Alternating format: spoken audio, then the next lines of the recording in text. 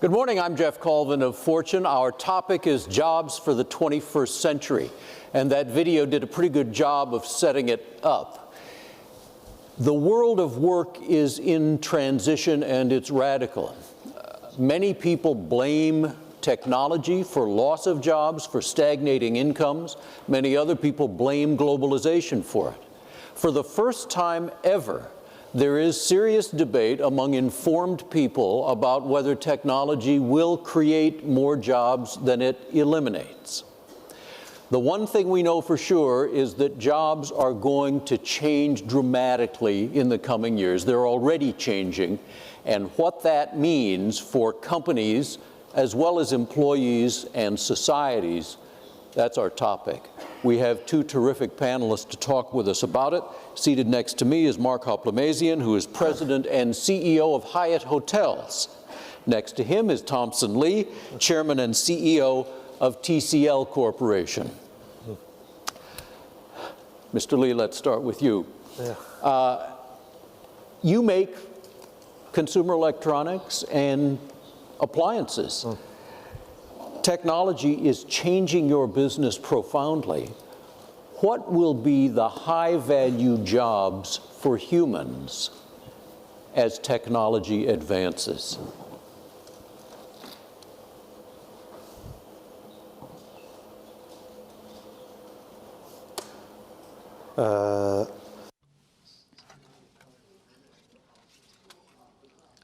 It's really difficult to answer.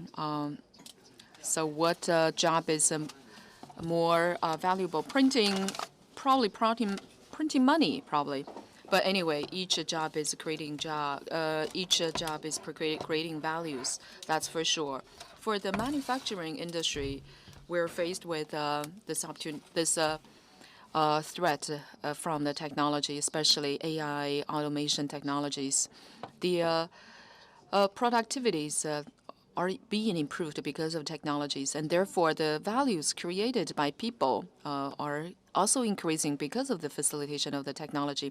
For example, in the past, our sales revenue is increasing, but the total headcount is not. Basically stabilized. Each year, we have to improve the productivity per capita in order to increase value and for the company. And that's also a response to the competition. If you do not constantly improve your productivity and competitiveness of your company, then you will be lagged behind. So I believe for companies, AI or automation technologies should be used to facilitate our management and production in order to improve our competitiveness, and that's the best approach. Thank you. Producing more every year with the same number of people, are the jobs of those people changing? The jobs of the people are changing. The total headcount, it didn't change, but it doesn't mean people didn't change. We didn't change people. Each year there will be some changes of the employees, people coming in, people coming out, and those who left in the company are adapting themselves, or because they've adapted themselves to the changes, or because we have new business requirements, so we add new people with different capabilities. Each year, we will recruit around more than 1,000 of newly graduated from universities. So there will be a similar amount of people leaving the company because of the, that's a natural process. So those who left probably will go to the other industries that are suitable to them. And some of them started up their own companies. And on the other hand, the company should strengthen our internal trainings in order to improve the capability of the employees so that they could adapt themselves to the changes of the environment. That's why in our company, we stressed a lot on the training of the talents.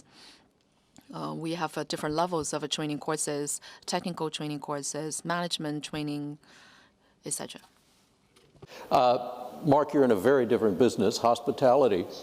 What characteristics, whether they are skills or attitudes or anything else, are you finding most valuable in employees now, and what characteristics are really hard to find? Well, I guess I would say that the number one characteristic that would define what we're looking for in new colleagues is empathy. Right. The practice of empathy is critical to our business. A lot of time and effort is spent talking about getting to know your customers better through the application of big data and machine learning, which we utilize for sure. But the front end of that is actually engaging with someone at a human level. Right. And so increasingly we are looking for ways to decipher how people are wired in that context of human interaction. Right. You would like to decipher that, I imagine, in part for hiring purposes, right? Especially for hiring purposes. And I think as we look at practices, right. Of course, we do utilize assessment tools, as many companies do, right. But we've done some experimentation recently. So we've had some hotel teams completely change the approach to recruitment. So one of our teams in India, for example, decided that specific skills were much less important than understanding how someone was wired in terms of their ability to engage and interact. So they held a job fair. Yeah. They took over a bar. And it was basically a day-long opportunity to engage with different candidates that came through, and actually seeing how they reacted when they walked through the door, trying to ascertain whether this was a job interview or a party that they were attending was telling in and of itself. But as a consequence of that, the diversity of backgrounds and the diversity of thinking and mindsets that we ended up with in that team yielded some remarkable results. We had some people who came out of the fashion industry, for example, that had, it turns out, a passion for, in one case, being a young woman who wanted to be a pastry chef, but she didn't have any skills. Right. And we said, actually, you've got some key skills that we think will be extraordinary in our environment, and we'll teach you how to actually be a pastry chef. Right. So it's an opportunity to reskill someone in something that they're truly passionate about, but really making sure that that core ability to engage is there.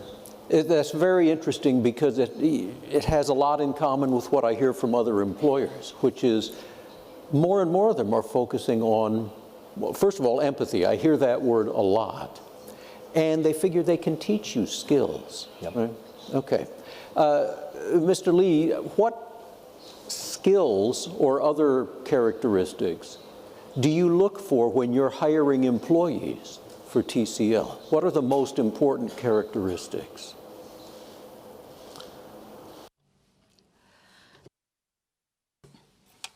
When we were recruiting people, employees, we concerned about the ability to learn.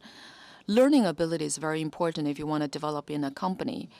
You need to adapt to the technological changes and other environmental changes. So you need to have this continuous learning ability. And of course, in the overall process of recruitment, we need to consider other elements. For example, the responsibility and the willingness to excel. And new technologies are related with the new education as well. For a new employee, the skills they have, probably because they graduated from university, so they have this new mentality. But after working for a while, those knowledge accumulated in college or in other training programs cannot sustain. That's why you need to have the ability to study. You need to have the ability to study and to learn, to adapt yourself to the changes. Me, myself, graduated 36 years ago from university. What I learned in university, probably only 1% of them could be used now. 99% of the knowledge are accumulated from the working experience. So for the employees and for different levels of managers, it's also the same. Learning is very important. If I could just interject, Please. I strongly agree with what you're saying. I think the pace of change is so high, and the different ways in which the work environment has evolved has led us to really focus on identifying people who have a growth mindset, who are not fixed in how they think, but rather constantly seeing how what's going on in other industries might apply to ours. So increasingly, we're looking for that ability to relate lessons learned from other businesses and to be able to adapt real time as a key to success going forward. So I strongly agree with what you said. And you have, of course, training programs of your own, lots of them. Yes. There's one in particular, a leadership training program, the general manager, the GM training program. Yes. That is of such great interest to everybody I talk to now. They realize that leadership development is critical to them. Yeah. What is your program? How does it work? Well, I think the particular application here in China, for example, is a bit different than other markets around the world. Over 75% of our colleague base here are what would be termed millennials, and just in terms of age range. And as I think most employers sitting in this crowd can understand, there's a tremendous level of, I would describe it as aspirational energy. Right. You could call it impatience, you can call it other things, but I would say it's aspirational energy. And well, one of the things that we really recognize is that the ability to, first of all, the ability to have a strong pipeline of homegrown talent, right. Chinese talent, is critical to our success. And what we've done is actually accelerated the path to general manager. Right. And we are, you could describe it as taking risk, right. By promoting and elevating people earlier than what you would otherwise do, because they may not be fully fledged in every respect, right. But it's a calculated risk. And I think that, frankly, we've benefited from that. We've got over 50 hotels open. Currently, we have 5 of our GMs who have come through and been promoted on an accelerated basis. We have 11 in the pipeline. I'm happy to say that over half of them are female. I think it's incredibly important for us to elevate career paths for young women. And this program really allows us to give young colleagues visibility to a faster path to taking on a leadership role. And it's been very productive. We also have some exchange programs where you can actually get rotated out of China or into other countries, so this is a global program. That's also very beneficial because, back to the ability to adapt, if you drop someone into a very different environment and they have to figure it out, that's a very good telltale sign of their success over time. Yeah, 这是我是完全同意刚刚 Quite agree what he said. In our company, the similar issue, we are multinationals. In the local place, we hired a lot of local people, and for our GM, we hired the local people. When we hire these people, especially for the management team, we focus about the communication skills, because their work must involve a lot of communication skills with the headquarters. So for the Hyatt, it's very important to have the communication skills. We focus on this issue very much. Spends a lot of money training your employees. Now, some people that I've spoken to say, well, why should I spend money training employees? I'll train them and then they'll leave and work for my competitors. I'm training them for my competitors, so I shouldn't do it. How do you think about it? I feel as a company, if you want to return the very excellent employee, it's necessary to give them proper training to growth. This is very important conditions for your company to return the employee. If these people cannot feel that they have the potential to build growth in your company, they will be reluctant to stay in your company. During the process, there are some very talented people. They may choose to go to the other companies, or to change, to rotate, or even to have a new company themselves. This is quite natural. From a more broader sense of view, this is the social responsibility for the company. If all the company can do their own business and contribute a lot to the society and train a lot of talented people. This is a very good contribution to the whole society. What kind of formal education, school education, do you require employees to have before they can work for TCL?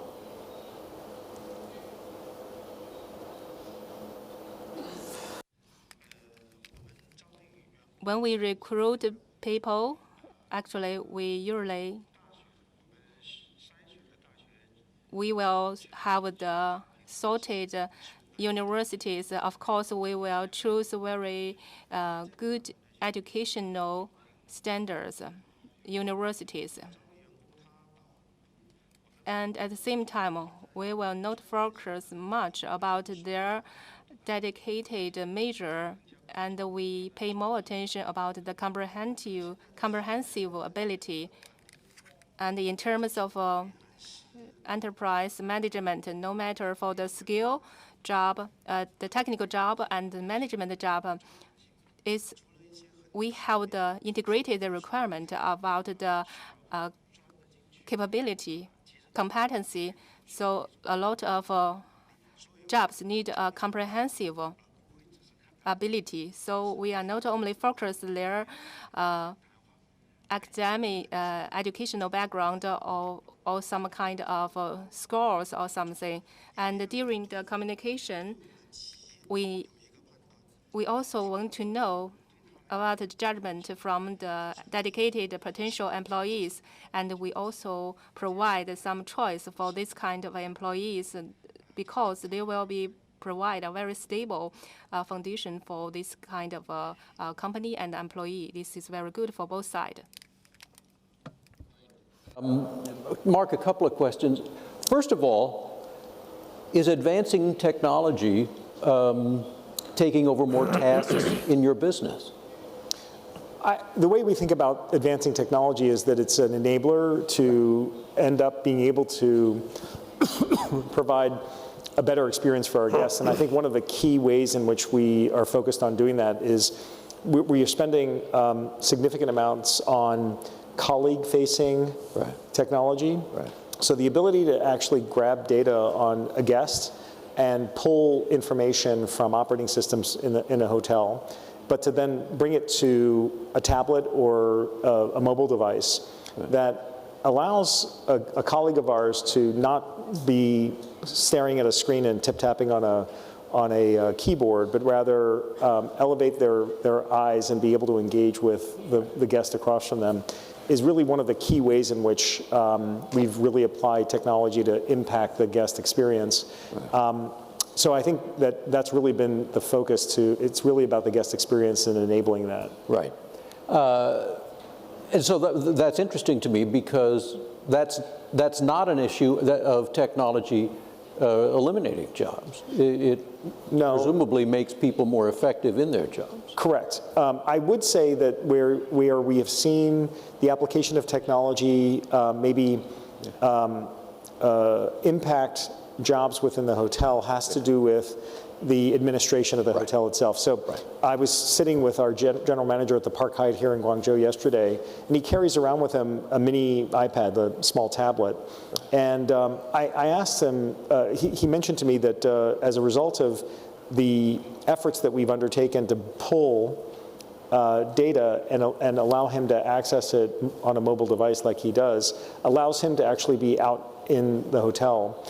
But what it also does is there's more leverage in the team, so several of the team members are actually cross-trained across a couple of functions. So this is more at the manager level where we've seen the ability to actually become more productive, that is lower employment base, primarily because of the deployment of technology. Right. And to what extent, if any, is another big trend, the gig economy, affecting your business? It's probably not necessary for everybody who's currently a full-time employee to be a full-time employee. What are you seeing? Well, I think the primary areas historically that we've experienced that is having people in remote locations or flexible hours and so forth has been in the context of call centers. Right. Service centers and reservation centers that we have around the world. And that's been a tradition that's carried on for many years now. I think, you know, it is necessary, though, for anybody who's engaged with guests to be on property. And with respect to the application of smartphone technology, which is ubiquitous and really is the platform that we all have to pay attention to date, I've not heard of any initiatives that will allow someone to either take a shower in their phone or sleep in their phone.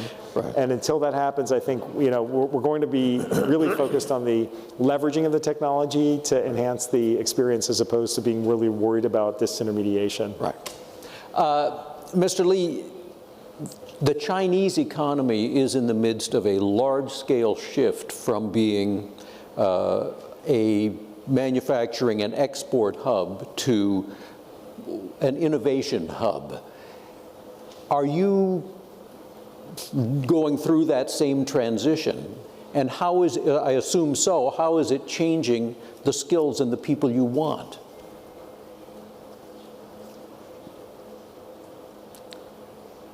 Okay. China's economy is experiencing very quick changing, and for the enterprises, we need to have this kind of adjustment. First, on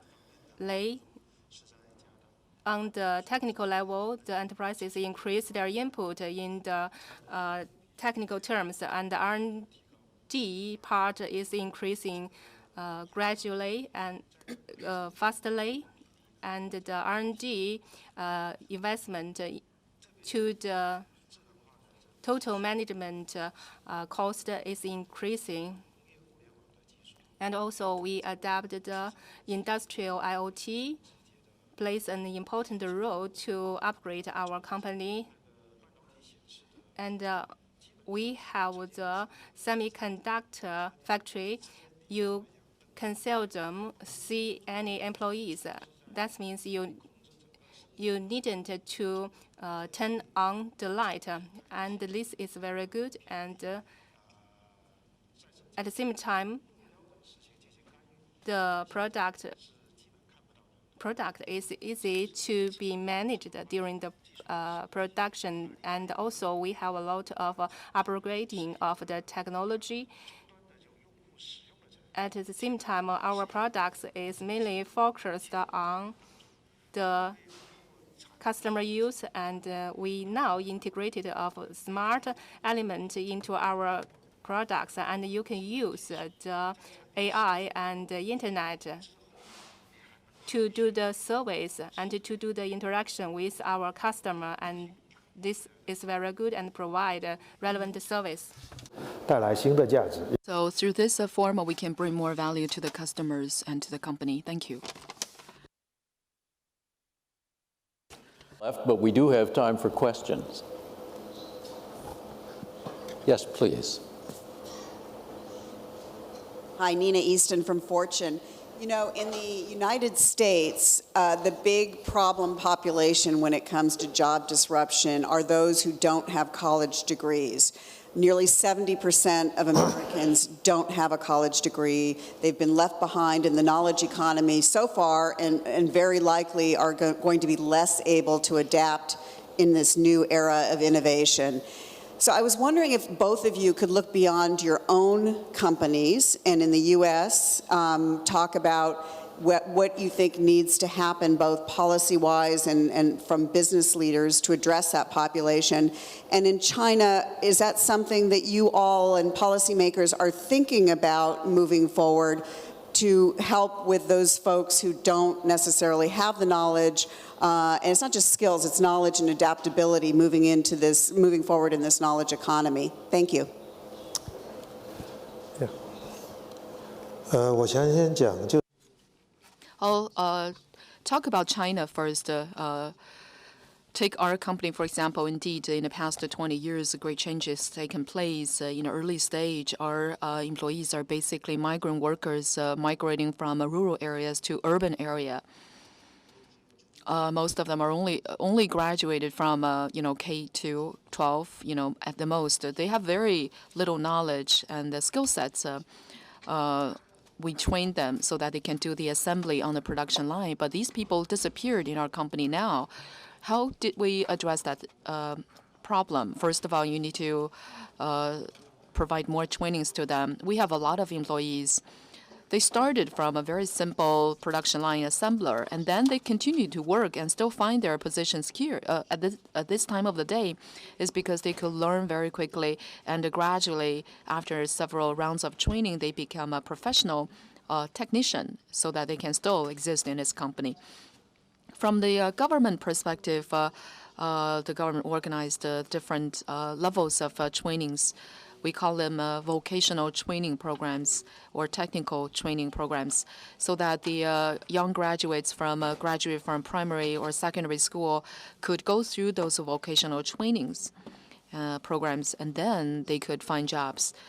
So these vocational trainings are well targeted. So trainings, especially for those new workforce, they could be trained and find possibilities to work. And government as well as companies are working both on that. Thank you. It's an excellent question. Thanks for asking it. Let me just build on what Tomson just said, because there's some parallels here. So the focus on vocational training is essential. This issue, that is having young people who are out of school and out of work, is, I think, maybe the most important issue that we need to focus on in the United States at this point. The population of people who are out of school and out of work is very large and growing, and this is really one of the key drivers of the widely discussed skills gap, income gap, and wealth gap that exists, especially in major cities. And being from Chicago, it's a topic that a lot of people are focused on. Our engagement with this has been through a number of initiatives across companies. There's been efforts among major employers to employ so-called opportunity youth, that is young people who are out of the system right now, to get them into the workforce. So that's one dimension. But as we've investigated this, some of the things that Tomson just mentioned, that is having government engaged, but it's more local and state and local government, I would say more local than anything else, is the critical aspect, because a lot of these young people, you need to solve an ecosystem problem, which is they have family issues. They've got, sometimes they may be the primary breadwinner. They may have a relative, a parent or a sibling that's incarcerated. You could have dependence within the household. It's very complicated. So the ability to bring social services to bear, as well as other specific help, whether that's healthcare or including mental health care or otherwise, is really important. So creating an ecosystem of support is complicated. So you need the combination of local government, businesses, and social services and non-government engagement in order to solve the problem. The short-term issue, in our opinion, is you've got to bring these people into the workforce, give them a pathway to start down the path of learning skills and building skills, and that's the best short-term answer. I think longer-term education systems and things like that need to evolve. We've got to stop, but this has been so striking to me that in completely different industries, both of you emphasize some of the same themes: empathy, communication skills, eagerness to learn.